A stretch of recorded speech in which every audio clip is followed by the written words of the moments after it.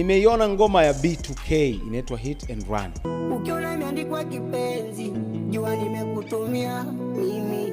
B2K mimi namkubali sana. Ni msanii ambaye amekuwa na consistency ya kufanya muziki, alafu amekuwa represent kwao, then anafanya muziki kwa standard yake. Watu wengi wanamsikiliza sana B2K, lakini huwa hawataki kuonyesha kwamba wanamsupport mshikaji. Anafanya muziki kwa standard yake, anafanya muziki kwa urefu wake na ukubwa wake, na anatumia kauli ya kwamba mbuzi hula kwa urefu wa kamba yake. Ameachia ngoma ya Hit and Run, anazungumzia very interested story ambayo watu wengi wanaitumia, wanaiapply kwenye maisha. B2K anakuambia hit and run.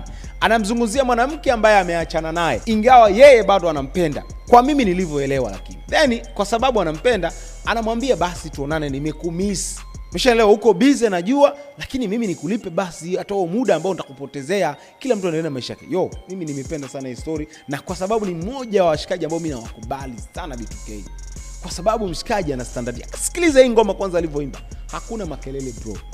Najua miso chaguo lako, najua so malengo yako, ila vipi nikikupa mshiko uendelee na ratiba zako. Ngoma ya kusikitika, lakini ngoma ya mapenzi, kama ngoma fulani ya kuenjoy mapenzi taratibu. Nimependa pia kichupa chake. Kiukweli this is the standard D.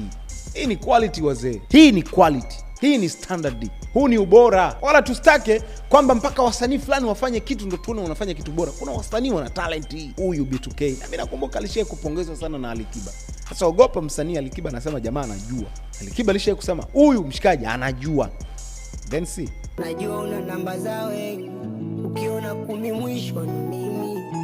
Nitakutext kwa message. Upiga sina ruhusa yo mimi.